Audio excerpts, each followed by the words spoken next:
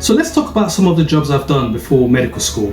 I mean, there's this perception that a lot of us are from like rich or upper or middle class families, and all we simply do is just go straight from college to university. But for some of us, it's not really the case, because some of us, we had to work hard, we had to struggle. We didn't have the handouts from our parents, so we actually had to go out to work. And even before I went to medical school, I was not thinking about medical school because I had a lot of stuff going on at the time. I was kind of homeless, living in a hostel from the age of 16 onwards. So basically, living in a hostel, going to college, there has to be some, form of money coming in. So McDonald's was obviously at the time was where the job is, because everyone was advertising for more work in McDonald's, and they were opening like different branches left, right, and center. So you apply for all the McDonald's interviews, and then you get an interview here and there. You fail some. I managed to successfully get a job at McDonald's. I was so excited. It was like my dream job come through, because it's like being in paradise. You're a 16-year-old. As you know, back then, 16-year-old kids, it was all about McDonald's. So you've got access to fries, burgers, milkshake, chicken nuggets, you name it. However, that wasn't really the case, because the manager we were having at the time was very, very strict, and he kept an eagle eye on how much we were taking. What we don't realize is that the number of hours equates to the amount of food that you're allowed to take. So if you work in, say, 6 hours, for example, you might only be entitled to £3 worth of food. So £3 worth of food might just be burgers and some fries at the time, because McDonald's wasn't cheap. So what we used to do was quite clever. We might get someone to get some more food for us if they're going into the kitchen, or we'll hide the chips or the McNuggets under the burger. So we managed to do that, and we did it quite well. And also McDonald's was hard work as well, because the turnover is quite high. You've got customers on the drive-through, you've got customers coming into the floor.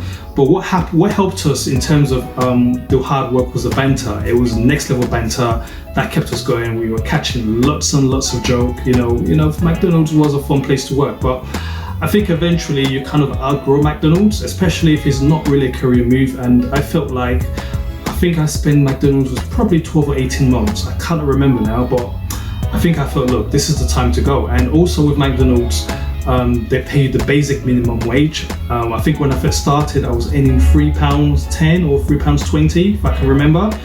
Gradual increase to like £3.40, but I mean, if you were doing 50 hours a week and 50 times 3-ish, that's about 150 something quid. That's not a lot of money for 50 hours a week kind of work. So I left McDonald's and I thought, okay, let me start applying for other work. At the time, because during this time, we're talking about the late 90s, when there was no like internet as such, where you can basically apply for different types of work. So you're relying on agencies to give you work. And a lot of the time you experience that there was actually gender discrimination with these agencies, because you're applying for office work, but all they kept giving us, especially I said us as in us guys, the male population applying for work, what they kept giving us was basically menial physical jobs.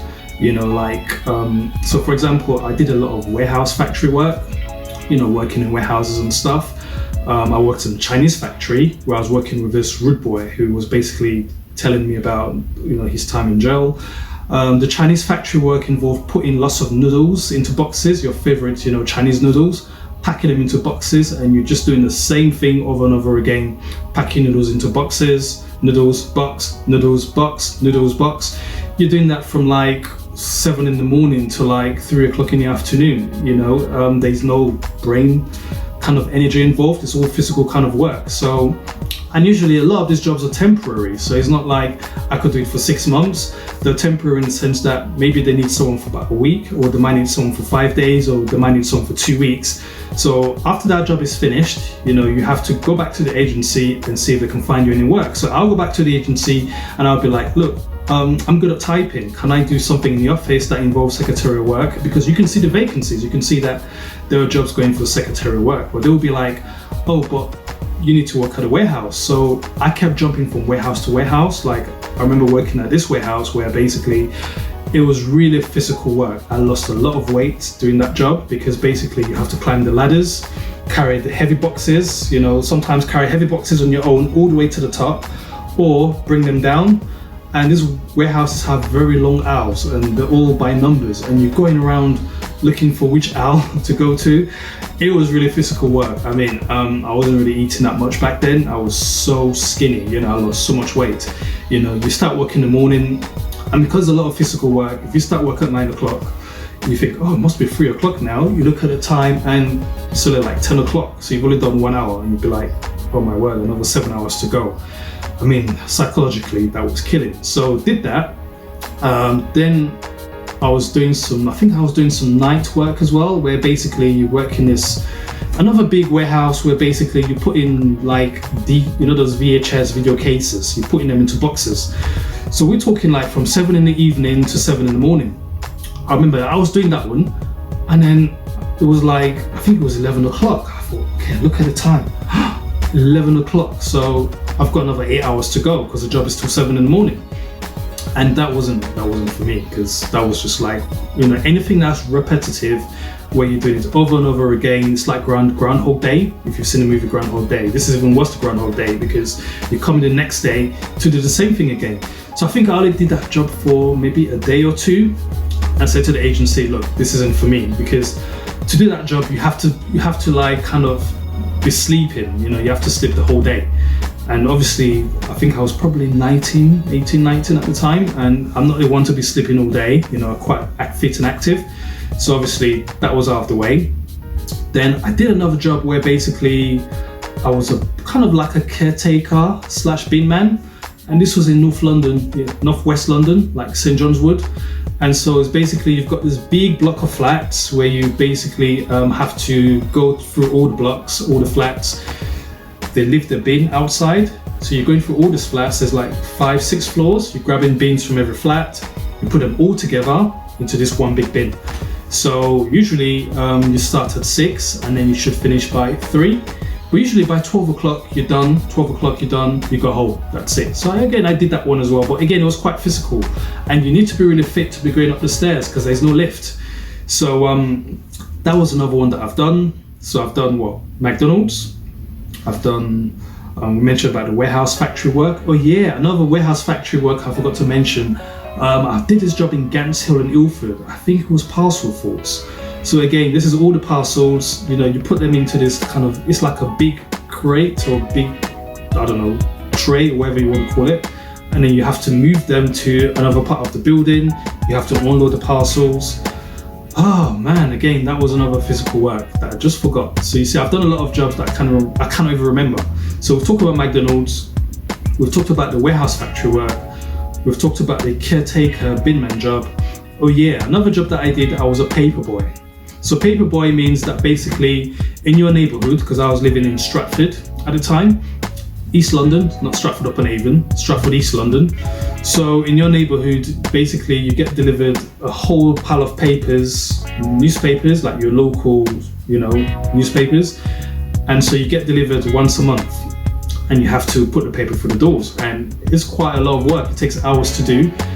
And the pay did not reflect the amount of, you know, job. So at the end of the month, you look at your wages and it says £19.40.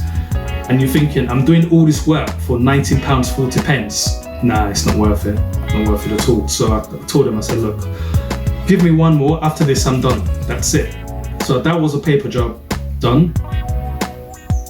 Another one that I forgot to mention, I worked in a cold freezer. Yeah, cold freezer. So basically 5 in the morning start, you do it till 3. You know, basically you wear special shoes, or you have to put those the shoe protectors over your shoes, and then you wear this hat. You go into this cold room and it's freezing, and I'm working with, I'm like 17, 18, or was I 18, 19? I can't remember now, but we're working with all these big mamas, you know. A lot of them were Jamaican as well. And the job was like chopping meat. So I'm chopping meat into like small pieces. So working in this like cold meat freezer, chopping meat into small pieces, and you're cold, you know, everything's freezing. So I did that for about a week. You know, after a week I was like, nah, I'm not, I can't be doing this. This is not for me. So one of my favorite jobs that I did, you know, one of my favorite gigs was working in B&Q. This one I applied directly for, it wasn't for an agency. So B&Q in Tottenham. not far from the station, Tottenham Hill Station. Anyone knows is B&Q still in Tottenham? I don't even know, but back then B&Q Tottenham was a place to be. You know, you had all the Tottenham boys, you know, they'd be like, you live in Stratford. But we had lots of banter, you know, we had fun because I was doing the evening. I think I was doing like a 6 p.m. to 11 p.m. shift, and it was fun because, you know, you can help the customers out, you can show the customers, you know, where to go if they need help. But my job at B&Q was mainly stocking, you know, replenishing the stock in the shelves. So that involved climbing ladders and stuff, or using pallets. The pallet bit was fun because you could just, you know, you were like riding the pallets. So usually by 10 o'clock, I think B&Q is empty, or 8 o'clock. So we're just riding the pallets. You have the manager, you know, in the office, managers in the office, and the manager can see you through the cameras of the CCTV. And in some cases, you know, you have to, you know, be careful because obviously the manager, you know, has a go. So yeah, I enjoyed the B&Q. I did that for a few months, and the reason why I stopped B&Q was I had to go to uni, you know, do some studies and stuff, but otherwise, you know, I would have continued, and it was fun. Another job that I did, one of my favorite jobs that I did, was working in Arsenal, and was working at Arsenal. You know, Arsenal was like the ultimate job because for me, that was my dream job. I didn't even care about how much I paid. You could, you know, I didn't have to be paid. I didn't have to get paid to work at Arsenal. I could have done that job for free. I got to see Henry, Wiltord, Vieira, Saul Campbell, Seaman, you name it. You know, the creme de la creme. You know, I was real up close and personal with these guys. I used to open the gate for some of these guys.